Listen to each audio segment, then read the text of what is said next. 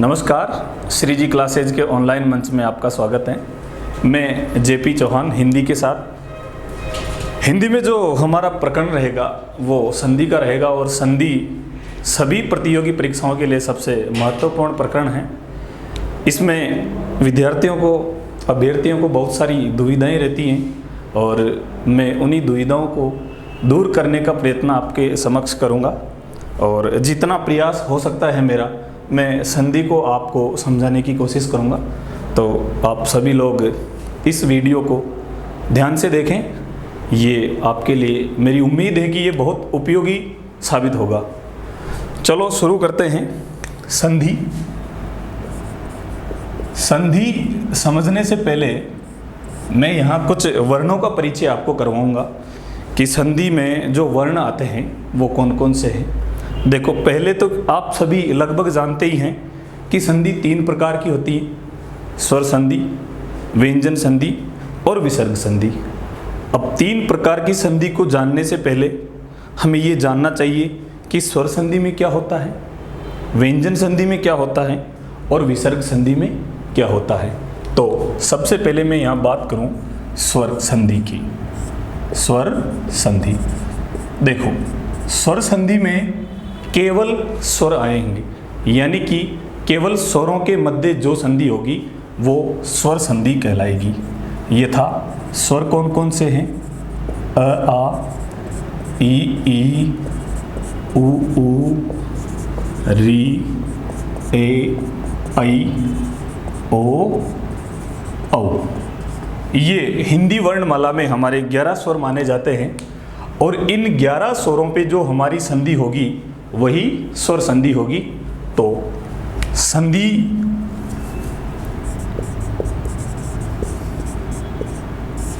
के 3 भेद माने जाते हैं। संधि के कितने भेद माने जाते हैं? 3। संधि के 3 भेद माने जाते हैं। कौन कौन से? स्वर संधि, दूसरा होगा व्यंजन संधि और तीसरा भेद है इसका विसर्ग संधि। चलो, 3 भेद हो गए। स्वर संधि में मैंने आपको बताया कि स्वर संधि केवल इन 11 स्वरों पे होगी, इनके अलावा स्वर संधि में और कुछ भी नहीं आएगा। अब आप सोच रहे होंगे कि कुछ भी नहीं आएगा तो फिर शब्द कैसे बनेंगे? मैं यहाँ बात कर रहा हूँ मात्र संधि बनने की। यथा जैसे मैं आपसे बात करूँ कि कमला धन ईस। मैंने शब्द लिखा है कमला धन ईस। अब यहाँ जो आ रहा है, धन के निशान के पहले भी स्वर है और धन के निशान के बाद भी स्वर है। तो स्वर संधि से मेरा तात्पर्य, जो ये धन का निशान है इसके दोनों ओर स्वर आएंगे। क्या आएंगे? स्वर आएंगे। तो वहाँ कौन सी संधि होगी? स्वर संधि होगी। यदि व्यंजन संधि की बात करें तो व्यंजन संधि में क्या होगा? अभी मैं विस्तार से चर्चा करूँगा, प्रत्येक के अलग अलग उदाहरण बताऊँगा, स्वर संधि के भी भेद बताऊँगा कि स्वर संधि के कौन कौन से भेद हैं, व्यंजन संधि में क्या क्या संभावनाएं हो सकती हैं और विसर्ग संधि में क्या संभावनाएं हो सकती हैं। चलो, स्वर संधि में स्वर आएंगे, यानी कि दोनों ओर स्वर आएंगे। धन के निशान से पहले भी स्वर और धन के निशान के बाद भी स्वर। व्यंजन संधि में क्या संभावना हो सकती है? व्यंजन संधि में संभावना हो सकती है स्वर हो, स्वर के बाद व्यंजन हो सकता है, व्यंजन हो, व्यंजन के बाद स्वर हो सकता है, और व्यंजन हो और व्यंजन के बाद व्यंजन भी हो सकता है। चलो, अब रही बात विसर्ग संधि की, तो विसर्ग संधि में क्या होगा? एक और कम से कम विसर्ग आएगा और विसर्ग के बाद चाहे स्वर हो सकता है या फिर विसर्ग के बाद क्या हो सकता है? व्यंजन हो सकता है। यही संभावनाएं होंगी। ये हमारी संधि की प्रारंभिक दृष्टि से इसको देखें तो ऐसी कुछ संभावनाएं इनमें बनेंगी। अब मैं बात करूं स्वर संधि के प्रकार। स्वर संधि के संधि के तीन भेद माने जाते हैं। तो इसमें जो स्वर संधि है, हमारी स्वर संधि को 5 भागों में विभक्त किया गया है। कितने भागों में विभक्त किया? 5 भागों में। और स्वर संधि के 5 भाग कौन कौन से हैं? तो इसमें लेते हैं हम दीर्घ स्वर संधि। दीर्घ स्वर संधि, इसका दूसरा भाग गुण स्वर संधि। इसका क्रम आवश्यक नहीं है कि आप क्रम से ही लिखो, गुण स्वर संधि। तीसरा भाग इसमें ले लेते हैं वृद्धि स्वर संधि। वृद्धि स्वर संधि। और चौथा भाग जो इसका है वो है य स्वर संधि। इसको यण ना बोलें, क्योंकि ण में स्वर नहीं है तो इसका उच्चारण ण से नहीं हो सकता। इसको मात्र य बोलें, य स्वर संधि। और पांचवी और अंतिम है अयादि स्वर संधि। कोई ज़्यादा भारी बात नहीं है, समझने की कोशिश करें, साधारण सी बात है। हम यहाँ बात कर रहे हैं संधि की, और संधि के 3 भेद, और 3 भेदों में जो पहला भेद है स्वर संधि, तो स्वर संधि के भी 5 उपभेद कर दिए। और वो कौन कौन से हैं? दीर्घ स्वर संधि, गुण स्वर संधि, वृद्धि स्वर संधि, य स्वर संधि और अयादि स्वर संधि। इनमें क्या होगा? इनमें उदाहरणों से आपके समझ में आएगा कि किस संधि में क्या परिवर्तन होता है, टूटने के बाद शब्द क्या बनते हैं, और जुड़ने के बाद उनसे नए शब्दों का निर्माण कैसे होता है। इसके बाद में आप लोगों से चर्चा करूं तो संधि वहाँ होगी जहाँ वो जुड़े हुए हैं। यानी कि संधि ये होती है, जैसे हमारा ये हाथ है, तो ये जहाँ से ये जुड़ा हुआ है, जॉइंट जिसको कहते हैं, वही संधि है। और आप लोगों ने पढ़ा होगा, सुना होगा कि 2 राजाओं के मध्य संधि हो गई। तो संधि एक प्रकार से समझौता है, और जो समझौता जहाँ से होता है तो संभावना जहाँ संधि होती है वहीं से टूटने की होती है। तो शब्दों में जहाँ से शब्द जुड़ेंगे वहीं से संधि विच्छेद भी होता है। चलो देखते हैं कैसे।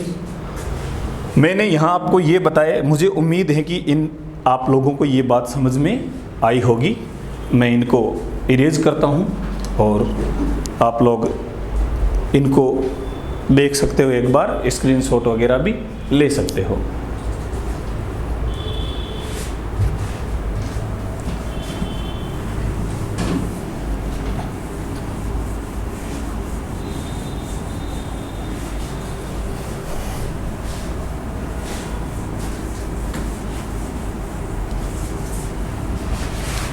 चलो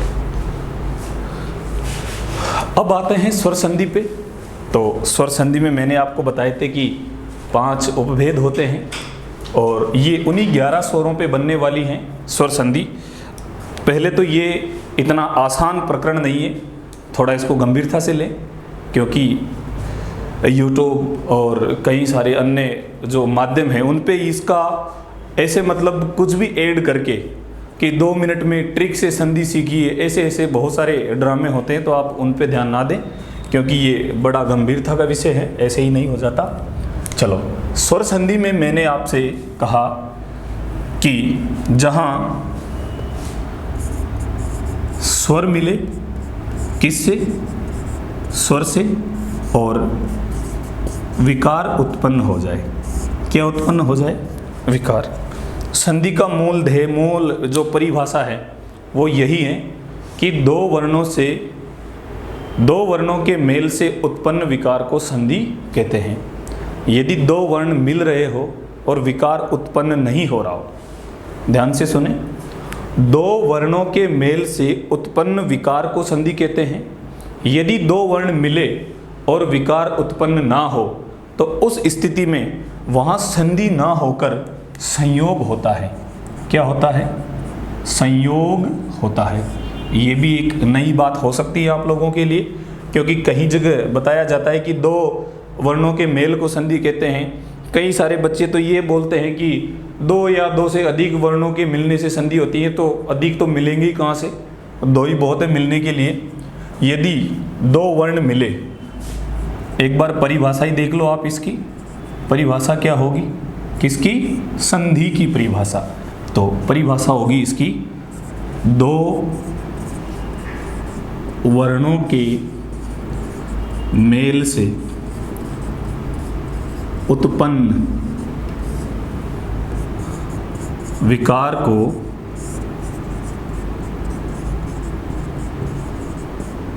संधि कहते हैं। 2 वर्णों के मेल से उत्पन्न विकार को क्या कहते हैं, संधि कहते हैं। ध्यान दें, एक शब्द आया है मेल। ये मेल शब्द की थोड़ी सी चर्चा करूं मैं। मेल, इस मेल का अर्थ होता है मिलना।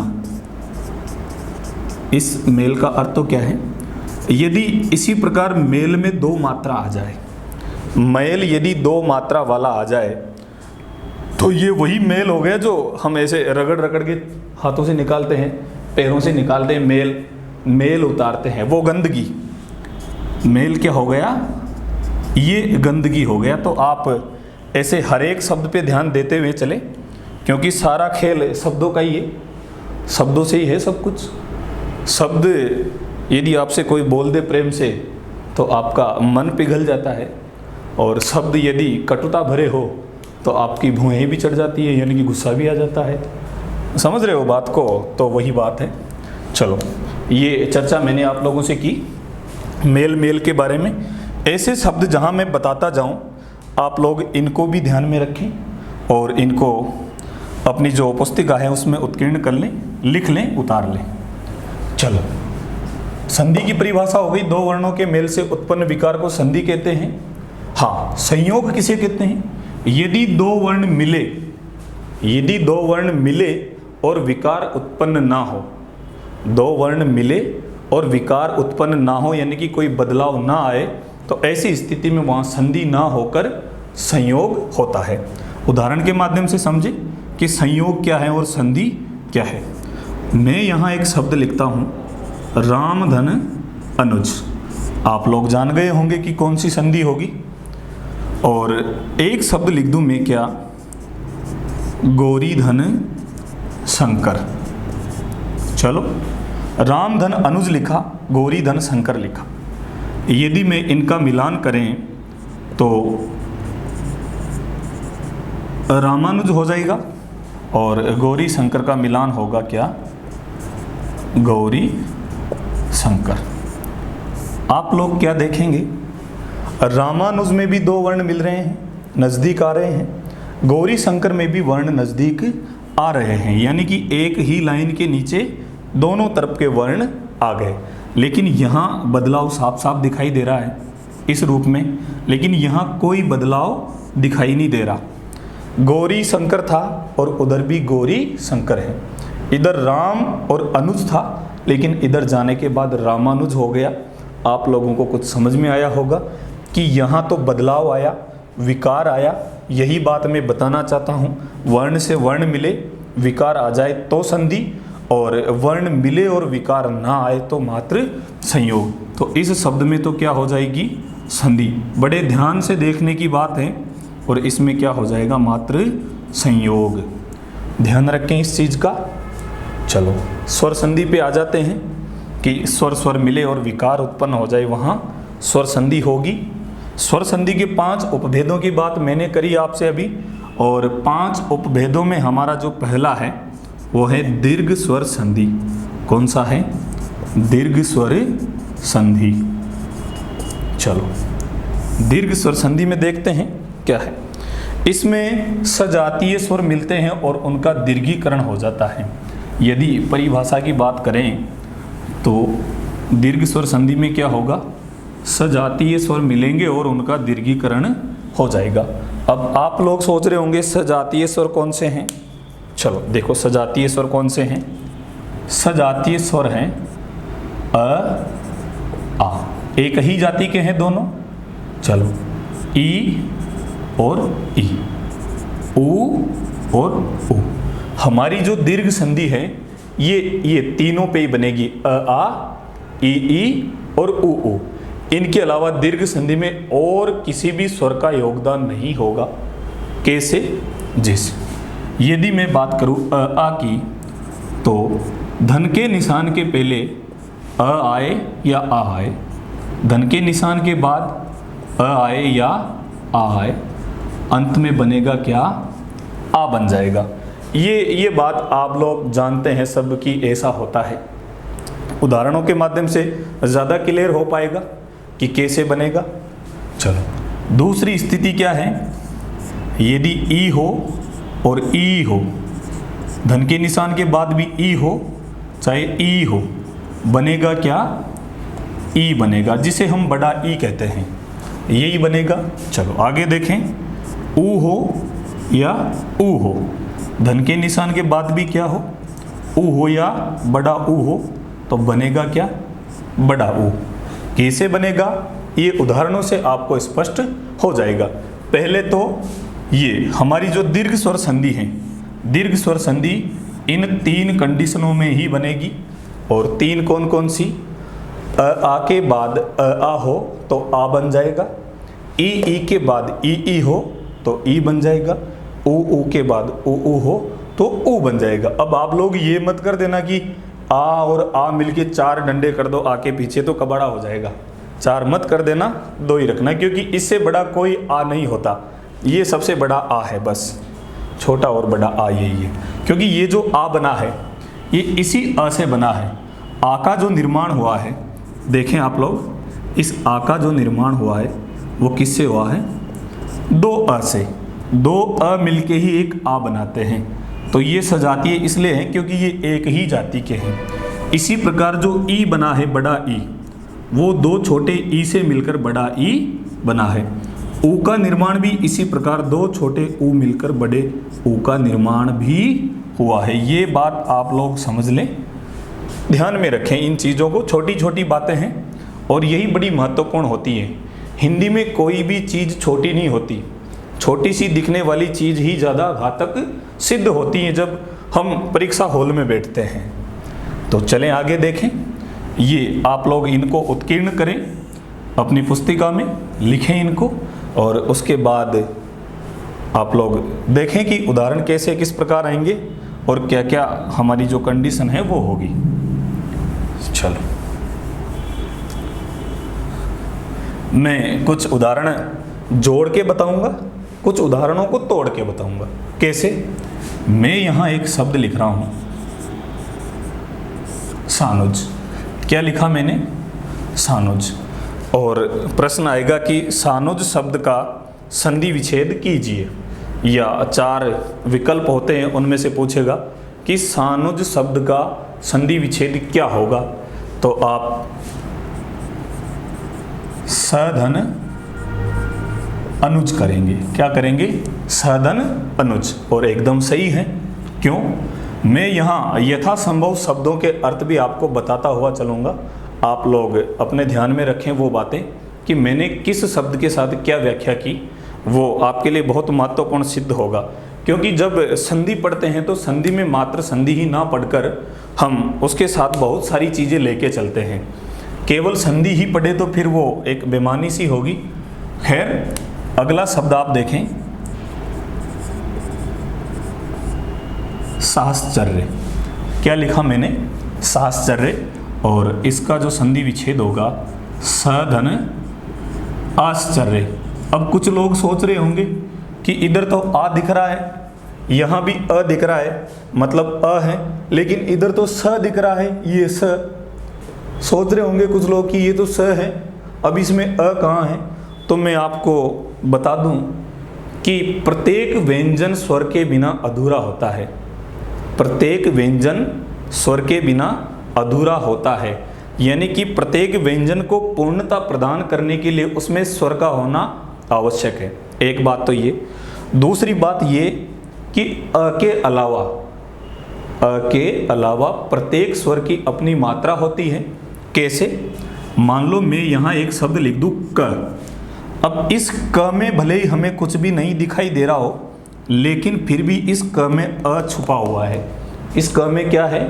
अ।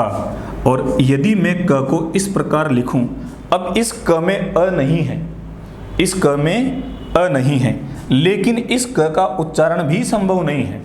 कहते हैं कि बिना स्वर के व्यंजन का उच्चारण संभव नहीं होता।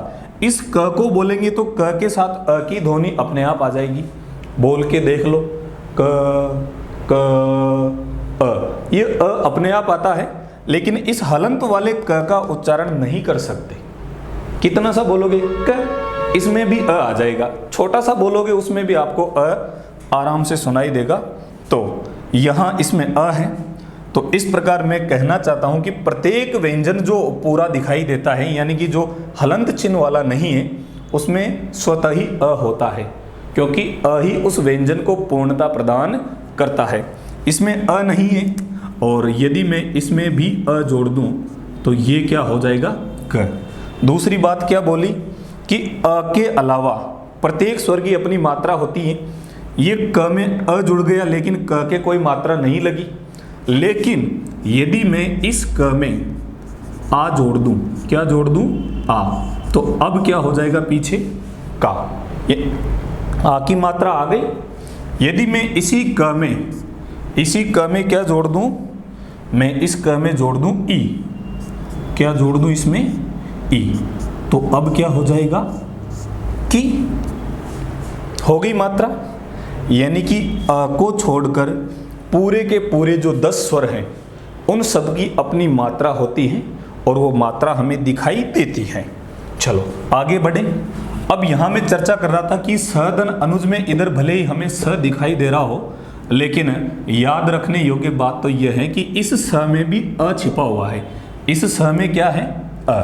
अब इसी माध्यम से देख लें कि स में अ, ये रहा अ, और पीछे भी अ, ये पीछे भी अ, और दोनों के मिलने से ये अ और ये अ, और दोनों के मिलने से बनेगा क्या? आ। तो ये स का अ और ये अनुज का अ, और दोनों मिल गए तो बन गया क्या? सानुज। ये सा ऐसे बना है। चलो साश्चर्य को देख लेते हैं। स धन आश्चर्य। अब एक तो रटने वाली बात होती है कि स धन आश्चर्य से साश्चर्य बन गया, लेकिन कितने शब्दों को रटोगे? रटने से पार नहीं पड़ेगी। अगर आप प्रत्येक शब्द में ऐसे सोचने लगे कि ये कहाँ से टूटेगा, क्या क्या संभावना है, तो आपकी जानकारियाँ और भी प्रबल होती जाएंगी, आप ज़्यादा सीखते जाओगे। साश्चर्य को ही देख लें। स में फिर वही बात दोहराऊंगा कि इस स में अ है, और पीछे आश्चर्य में आ रहा है, और स के अ और आश्चर्य के आ के मिलने से जो बना वो आ ही बना। कैसे? यहाँ एक बार गौर से देखें आप। यदि मैं इस स के अ को निकाल लूँ, ये मैं स का अ नीचे ले आया। आप लोग यूं मत मानना कि ये शास्त्र में ये हलंत वाला स से करवा दिया, ऐसा नहीं है। मैं ये स के अ को नीचे लाके आपको समझाने की कोशिश कर रहा हूँ, और आश्चर्य के आ को भी मैं नीचे ले आऊँ। ये आश्चर्य का आ भी मैं नीचे ले आया। चलो मान लो ये यहाँ से हमने गायब कर दिया। स का अ आ गया, आश्चर्य का भी आ गया, और इन दोनों का क्या करवा दिया? मिलान करवा दिया, यानी कि मेल ही तो करवाना है। चलो अ और आ के मिलने से जो नया बना वो क्या बना? आ ही बनेगा। आपको पता है आ ही बनना है। ये आ यहाँ से गायब है, गोला करने का मतलब वहाँ से आ नीचे आ गया, और स में से भी क्या आ गया नीचे? अ। और अ और आ के आने से नया क्या बन गया? आ। अब ये दोनों का कोई महत्व नहीं रह गया, यानी कि ये दोनों तो हट गए, इन दोनों के मिलने से ही तो नया आ बना। अब ये जो नया आ है, ये इस अधूरे स को पूरा करेगा। जो नया वर्ण बना वो अधूरी ध्वनि पे जाके चिपकता है, और अधूरी ध्वनि यहाँ जो दिखाई दे रही है वो हमें स दिखाई दे रही है। अब पीछे मत चिपका देना, नहीं तो कबाड़ा हो जाएगा पूरा ही। चलो स पे चिपकाया तो स का तो क्या हो गया? सा, क्योंकि आ की मात्रा जाएगी अब सा, और पीछे से जो ये जितना बचा था बस इसी को लिख दे, और शब्द क्या बन गया? साश्चर्य। और साश्चर्य का जो अर्थ होगा वो होगा आश्चर्य सहित। किसी चीज को किसी आश्चर्य के साथ देखना कि हैं ये क्या हो गया, वही आश्चर्य। तो उसको आश्चर्य के सहित साश्चर्य हो गया। एक दूसरी ध्यान रखने योग्य बात यह है कि जब आप साश्चर्य लिखें तो उसके बाद फिर सहित नहीं लिखें। क्या बोला मैंने? यदि आप साश्चर्य लिख रहे हो तो सहित ना लिखें, अगर आप आश्चर्य लिख रहे हो तो सहित लिख सकते हो, क्योंकि साश्चर्य का मतलब ही आश्चर्य सहित हो गया। तो आप इसके साथ सहित ना जोड़ें फिर बाद में किसी भी वाक्य में, ध्यान रखें। बहुत महत्वपूर्ण बात बता रहा हूँ, ये बात आप लोगों के समझ में आई होंगी। मैं इनको मिटा रहा हूँ और कुछ और उदाहरण आपके समक्ष प्रस्तुत कर रहा हूँ। चलो देखते हैं। एक शब्द लिख रहा हूँ मैं, सधन अवधान। सधन अवधान। आप लोगों ने सोच लिया होगा कि शब्द क्या बनेगा? सावधान। क्या शब्द बनेगा जी? सावधान। सावधान कैसे बना? पहले तो स का मतलब सहित, अवधान का मतलब ध्यान। स का अर्थ तो क्या होगा? सहित। अवधान का मतलब ध्यान। तो सावधान का मतलब होता है ध्यान सहित, सावधानी से चलो, सावधान रहो, यानी कि हमेशा सतर्क रहो, वो होता है सावधान। चलो एक वो भी होता है जो सावधान ऐसे हो जाते हैं अपन खड़े प्रार्थना के टाइम पे। चलो अब यहाँ स में क्या है, आप लोग भी दिमाग पे जोर डालें थोड़ा। स में अ है, ये अ निकाल लिया बाहर। अवधान का भी क्या ले आए? ये अ ले आए। मैं ये गोला कर रहा हूँ क्योंकि अ को हम नीचे ले आए, मान लो वहाँ से अ गायब हो गया, पीछे बस इतना सा बचा हुआ है। ये दोनों अ के मिलने से क्या बना? गौर करें, देखें, चाहे अ मिले, चाहे आ मिले या फिर आ मिले, बनना क्या है? आ। सदैव आ ही बनेगा। तो ये बन गया जी आपका आ। अब ये आ किसको पूरा करेगा? अधूरी ध्वनि को, और अधूरी ध्वनि कौन है? स। तो स को पूरा किया तो ये सा हो गया। अ गायब हो ही गया था क्योंकि ये अ तो यहाँ आ गया। पीछे कौन बचा? वधान। और शब्द क्या बन गया? सावधान। तो ये जितना हो सकता था मैंने आपको अलग अलग करके सारी बात यहाँ समझाई कि ये शब्द कैसे बनते हैं, संधि कैसे होती है और संधि विच्छेद कैसे होता है। और कहीं से भी संधि विच्छेद नहीं होता, जहाँ से जुड़ा हुआ होता है वहीं से उसका टूटना संभव है। आप लोग भी जानते हैं कि जो चीज़ जहाँ से जुड़ती है वहीं से टूटती है हमेशा। इन उदाहरणों के माध्यम से आपके कुछ समझ में आया होगा। इनके अलावा मैं कुछ और उदाहरण आपके समक्ष प्रस्तुत करूंगा, तो आप लोग इनको उत्कीर्ण कर लें। चलो मैं इसको मिटा रहा हूँ और दीर्घ स्वर संधि में आगे चल रहे हैं। तो कुछ उदाहरण और देखें आप लोग, जैसे कि प्राप्तांक। ये ऐसे उदाहरण हैं जो हमेशा एग्जाम में आते रहते हैं। प्राप्त हैं और पूर्णांक हैं,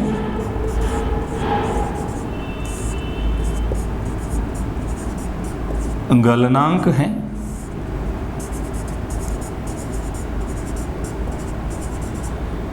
क्वथनांक हैं। इनको देख लेते हैं एक बार। मैं इनको मिटा रहा हूं और देखो, होने को तो इसके बहुत सारे उदाहरण हैं, लेकिन सारे के सारे उदाहरण यहाँ बताना संभव नहीं है क्योंकि बहुत समय लग जाएगा फिर। इस वजह से आप लोग ध्यान से देखें। प्राप्त धन अंक। प्राप्तांक का संधि विच्छेद कैसे करेंगे? प्राप्त धन अंक। अब यहाँ नीचे तो मैंने प्राप्त ही ले लिया, तो आप सोच रहे होंगे कि इसका भी संधि विच्छेद होगा क्या? जी बिल्कुल होगा। और इसका संधि विच्छेद क्या होगा? प्रधन आप्त। आप्त का मतलब वही प्राप्त हो जाने से ही होता है। प्राप्त अंक वो होते हैं जो अंक आपने प्राप्त किए। परीक्षा देते हैं, परीक्षा में 2 प्रकार के अंक लिखे रहते हैं जो हमारा रिजल्ट आता है उसमें, एक तो पूर्णांक और एक प्राप्तांक। पूर्णांक वो अंक जो संपूर्ण अंक है कि इसमें से इतने आएंगे। मान लो पूर्णांक है 500 का और उसमें से आपके जितने भी आए 300, 400, 450 जो भी। तो प्राप्तांक वो जो आपने प्राप्त किए अपनी मेहनत के बलबूते, और पूर्णांक वो जो निर्धारित किए गए कि इतने नंबरों में से आपके कितने आए। तो पूर्णांक यहाँ शब्द दिया है मैंने, कौन सा? पूर्णांक। और इसका संधि विच्छेद क्या होगा? पूर्ण धन अंक। अब आप लोग इसके लिए ज़्यादा भ्रमित ना हो, ये अंक का ये कहाँ से आया? तो ये यहाँ से आया, पूर्ण धन अंक। और आप इसको इस पे ना लगाएं, अंक होता है पूर्ण अंक। चलो अगला क्या होगा? गलन धन अंक। विज्ञान में आप लोगों ने पढ़ा होगा कि गलनांक वो जहाँ गलना शुरू हो जाए, कोई वस्तु या पदार्थ पिघलना शुरू हो जाए, वो होता है गलनांक। चलो, क्वथनांक क्या होता है? कोई वस्तु या कोई पदार्थ जिस ताप पर उबलना शुरू हो जाए, क्वथन धन अंक। आपने एक शब्द सुना होगा आयुर्वेद भाषा में, क्वाथ का मतलब होता है वो जिसको घोल के या उबाल के बनाया जाता है थोड़ा, और जो कड़वी सी लगती है उसकी क्वाथ बनाया जाता है। कई सारी जड़ी बूटियों को मिला के ऐसे उबाल के, और क्वाथ जो होता है वो शब्द आपने सुना होगा। मैंने कोशिश यही रहेगी मेरी कि मैं यथासंभव इन शब्दों का अर्थ भी आपको बताता हुआ चलूं, तो आपकी जो भाषा शैली है उसमें विकास हो, आपके शब्दकोश में समृद्धि हो। तो इस प्रकार ये मैंने आपको आ वाले उदाहरण बताए। कुछ और उदाहरण मैं आपके समक्ष प्रस्तुत कर रहा हूँ। चलो देखें, इनको आप एक बार देख लो ध्यान से कि किस प्रकार अलग हो रहे हैं। प्रधन आप्त, पूर्ण धन अंक। यहाँ त में अ है, अ और अ के मिलने से आ बन गया। यहाँ भी प्र में अ है, अ और आ के मिलने से यहाँ भी प्राप्त बन गया। पूर्णांक में भी यही है। एक शब्द और है और आपका बहुत जाना पहचाना है, दिनांक। क्या है जी? दिनांक। दिन का अंक अंकित कर दें कि आज कौन सा दिन है। उस दिन का, प्रत्येक दिन का अपना अंक होता है, तो वो हो जाता है क्या? दिनांक।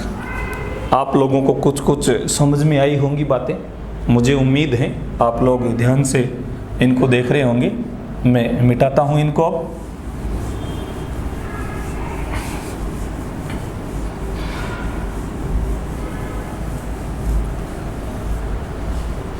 कुछ शब्द हैं जिनका हम यहाँ अध्ययन करेंगे और उनका अशुद्ध रूप प्रचलन में है, तो आप लोग उनको भी सावधानी के साथ देखें।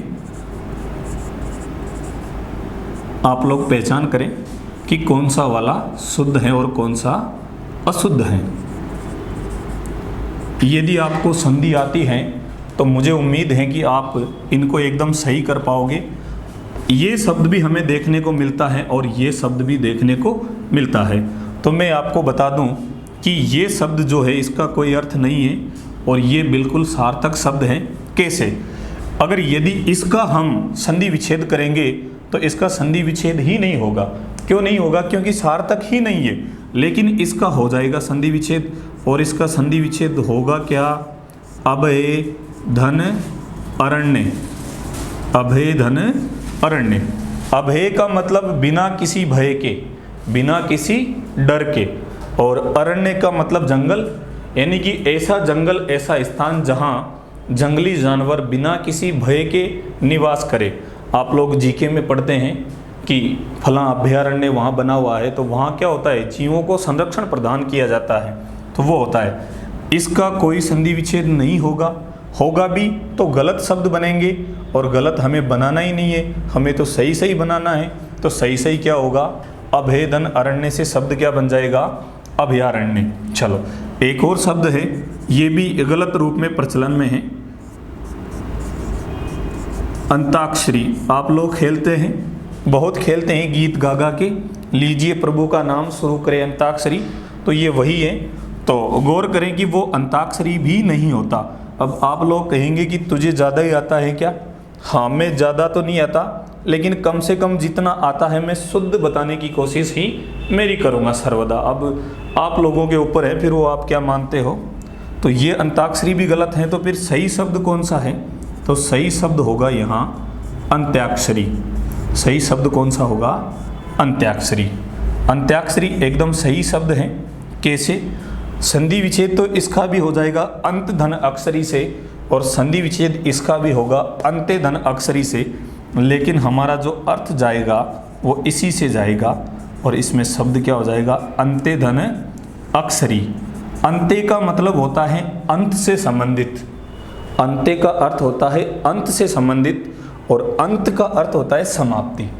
आप सब जानते हैं अंत का मतलब समाप्ति होता है, और अंत्य का अर्थ जो होता है वो क्या होता है? अंत से संबंधित, यानी कि वो अक्षरी जो अंत से संबंधित हो। इसी प्रकार एक शब्द सुना होगा आपने, अंत्योदय योजना। जिसमें गेहूं मिलते हैं लोगों को फ्री में या 1 रुपये 2 रुपये किलो में।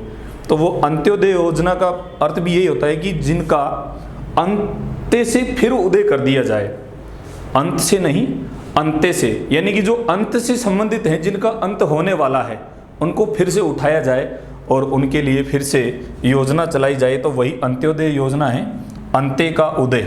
चलो, अंत्य धन अक्षरी से शब्द क्या बना? अंत्याक्षरी। इस प्रकार अंताक्षरी भी आपका क्या हो जाएगा? गलत हो जाएगा, और शब्द सही कौन सा होगा? अंत्याक्षरी। इन शब्दों को आप बड़ी सावधानी के साथ देखें, पुस्तकों में, पत्र पत्रिकाओं में ये शब्द गलत ही प्रचलन में हैं, तो मैं इनको भी अब मिटा रहा हूँ, बार बार मिटाना ही पड़ता है, क्या करूँ, जगह ही नहीं बचती, कहाँ लिखूँ। खैर, ये हमने आ वाले उदाहरण देखे, और मैं फिर दोहरा रहा हूँ कि जो मैंने बताए यही उदाहरण अंतिम नहीं है, इनके अलावा कई सारे उदाहरण हैं, बहुत सारे उदाहरण आपको देखने को मिल जाएंगे। इन उदाहरणों के माध्यम से आपकी समझ बनेगी कि कैसे ये आ वाले उदाहरण देखे जाते हैं, कैसे तोड़े जाते हैं। चलो, अब बात कर लेते हैं ई वाले की, ई वाले की। चलो, एक शब्द लिख रहा हूँ मैं, अति धन इत। क्या लिखा मैंने? अति धन इत। अति के त में छोटी ई की मात्रा है।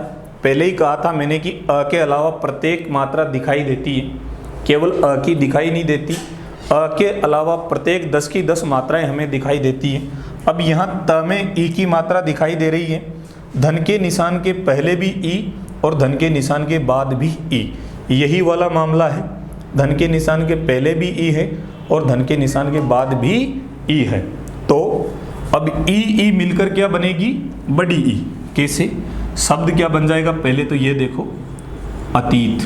अब अतीत में आप सबको पता है कि बड़ी ई की मात्रा आती है, और अतीत का जो अर्थ होता है वो होता है बीता हुआ। अतीत किसको कहते हैं? बीते हुए समय को अतीत कहते हैं। चलो, इसके अलावा आपने एक और शब्द देखा होगा, अति धन इव। उदाहरण समझे, त में फिर छोटी ई की मात्रा, धन के निशान के बाद भी छोटी ई और छोटी ई मिलकर क्या बन जाएगी? बड़ी ई। यहाँ समझने की कोशिश करें। यदि मैं इस अति को मैं यहाँ से इधर ला रहा हूँ और पूरी तरह समझा रहा हूँ। कैसे? ये मैंने लिखा और इसमें से ई की मात्रा निकाल दी। ये त क्यों रह गया आधा? क्योंकि इसमें से ई की मात्रा निकाल दी बाहर, और पीछे का जो इव था, इस इव से भी मैं ये ई उठाता हूँ और कहाँ लिखता हूँ? नीचे लिख देता हूँ। अब ये दोनों ई को मिलाया, दोनों ई को क्या किया? मिला दिया, और इनके परिणाम स्वरूप क्या बन गई? बड़ी ई। बार बार दोहरा रहा हूँ कि छोटी ई मिले तो ठीक, बड़ी ई मिले तो ठीक, बनेगी क्या? हमेशा बड़ी ई। अब ये बड़ी ई बनेगी, तो ये जो बड़ी ई बनी है ये अधूरी ध्वनि को पूरा करेगी, और अधूरी ध्वनि कौन दिखाई दे रही है? त। तो अब त पे कैसी मात्रा? ये अ, और अब त पे बड़ी ई की मात्रा, क्योंकि ये मात्रा जाएगी, और पीछे तो फिर बचाई कौन? व।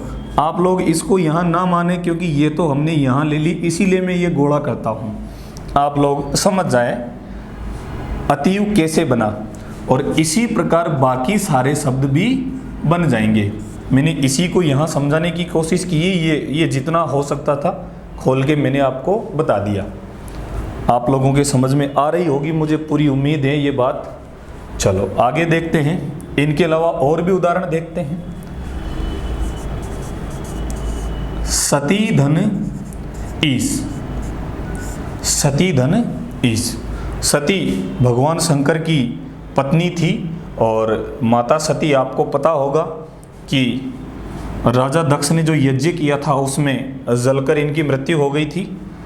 कहानी कभी किसी दिन बताएंगे, फिर आप लोग मिलोगे तो। सती में बड़ी ई की मात्रा है, देख लेते हैं। सती में क्या है? बड़ी ई की मात्रा। मैंने उसका ई वहाँ से नहीं हटाया, केवल समझाने के लिए बता रहा हूँ कि इस त में बड़ी ई की मात्रा, और इधर भी कौन सी मात्रा है? बड़ी ई की मात्रा। ये बड़ी ई और बड़ी ई मिलेंगी तो भी कौन सी बनाएगी? बड़ी ई। इन दोनों के मिलने से भी क्या बनी? बड़ी ई। और ये बड़ी ई की मात्रा, फिर ये अगर मैं निकालता तो त आधा रहता, तो इस त पे ही जाता और ई तो इधर आ ही गया। शब्द क्या बन जाता? सतीश। अब सतीश में कैसी मात्रा आएगी? बड़ी ई की मात्रा। जो सतीश छोटी ई की मात्रा लगाता हो वो सुधार कर ले अपने नाम में, अब छोटी ई की मात्रा ना लगाएं, बड़ी ई की मात्रा ही लगाएं। चलो, इन उदाहरणों से आपको ये बात भी समझ में आई होंगी कि ई के मिलने से बड़ी ई कैसे बनती है। और हम ये दीर्घ स्वर संधि के उदाहरण देख रहे हैं। आगे देखते हैं।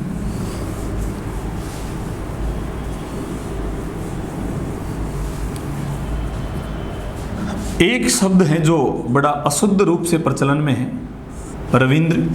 कोई भी रविंद्र हो अपने नाम को ऐसे ही लिखता है, हालांकि ये शब्द गलत है। तो फिर आप कहोगे कि सही कौन सा है? तो सही शब्द जो होगा वो ये रविंद्र होगा। कितने भी रविंद्र मैंने देखे, सारे रविंद्र यही लगाते हैं। और मैं कह दूं तो कहते हैं कि अब तो लिखता ही आ रहा है, तो ठीक चाहिए ही। खैर, वो ना बदले, उनकी मर्जी। रविंद्र में क्या होगा? रवि धन इंद्र। इंद्र में हमेशा छोटी ई आएगी। इंद्र में कैसी? छोटी ई। रवि में भी छोटी ई। छोटी ई और छोटी ई जब मिलेगी तो बड़ी ई बनेगी। तो आप सोच सकते हो कि ये रविंद्र कैसे हो सकता है। तो रविंद्र सही कौन सा होगा? बड़ी ई की मात्रा वाला। रविंद्र सही बड़ी ई की मात्रा वाला होगा। तो कविंद्र भी कौन सा सही होगा? बड़ी ई की मात्रा वाला। कविंद्र भी कौन सा सही होगा? बड़ी ई की मात्रा। और कविंद्र में भी कौन सी संधि है? कवि धन इंद्र। कविंद्र में भी दीर्घ संधि है। हम दीर्घ स्वर संधि पढ़ रहे हैं और आप दीर्घ स्वर संधि के ही उदाहरण देख रहे हो। इनके अलावा बहुत सारे उदाहरण हैं। परिधन इक्सा। परीक्षा शब्द है, आप अच्छे से जानते हो कि परीक्षा बनेगा परी के र में छोटी ई की मात्रा। देखो, परी और परी, ये परी का अर्थ होता है चारों ओर। आप लोग जानते हैं, पर्यावरण के संदर्भ में पढ़ते हैं कि चारों ओर का आवरण पर्यावरण कहलाता है। तो परी जिसमें छोटी ई की मात्रा है उसका अर्थ तो चारों ओर। और ये जो परी हैं, ये परी वही है जो गुलाबी पंख लगा के सपनों में आती हैं, जिसके हाथ में एक छड़ी होती है, उसके आगे तारा होता है। वो आप लोगों ने जो टीवी में देखी है परी। हालांकि पता नहीं किसके सपनों में आती है, मेरे में तो आज तक नहीं आई। आपके सपनों में आती हो तो अलग बात है। ये परी तो वही जो आसमान में उड़ती हैं। और ये परी का मतलब चारों ओर। परिधन इक्सा। ये जो इक्सा शब्द होता है, इस इक्सा का शब्द का जो अर्थ होता है वो होता है जांचना। इस इक्सा शब्द का अर्थ क्या होता है? जांच या जांचना। तो चारों ओर की जांच जो हो जाए वही परीक्षा है। अब आप लोग ध्यान से देखें कि परीक्षा में कैसी मात्रा आएगी? बड़ी ई की मात्रा। परीक्षा में किस प्रकार की मात्रा आएगी? बड़ी ई की मात्रा। लेकिन याद रखें, एक परीक्षा छोटी ई की मात्रा वाला भी होता है। ये भी शब्द है और एकदम शुद्ध शब्द है। इसको आप लोग अशुद्ध ना माने। इस परीक्षा का जो अर्थ होता है, इसका अर्थ होता है कीचड़। ध्यान रखें, कीचड़ वही जिसमें हमारे पैर फंस जाते हैं, ट्रैक्टर वगैरह, ट्रैक्टर ट्रॉली वगैरह कुछ भी फंस जाते हैं ना कीचड़ में, वही कीचड़ हैं ये, जिसको गारा बोलते हैं हमारी स्थानीय भाषा में। उसको भी परीक्षा बोलते हैं। लेकिन उसकी परीक्षा में कैसी मात्रा आएगी? छोटी ई की मात्रा। और बड़ी ई की मात्रा वाली जो परीक्षा है वो परिधन इक्सा से बना हुआ शब्द है। और परीक्षा का मतलब वही होता है जो आप लोग देते हो परीक्षा। इसके बाद एक शब्द है परिधन इक्षण। परीक्षण भी कैसा होगा? बड़ी ई की मात्रा वाला, क्योंकि परी का ई और इक्षण का ई दोनों मिलके बड़ी ई बनाएंगे। और कहीं जगह परीक्षण छोटी ई की मात्रा वाला आपको दिखाई देता है, लेकिन वो अशुद्ध है। आप लोग जांच करवाने जाते हो, यहाँ खून पेशाब की जांच की जाती है, वहाँ परीक्षण गलत लिखा रहता है। तो आप वहाँ जांच ना कराएं, कृपया सावधान रहें, मेरी सलाह माने।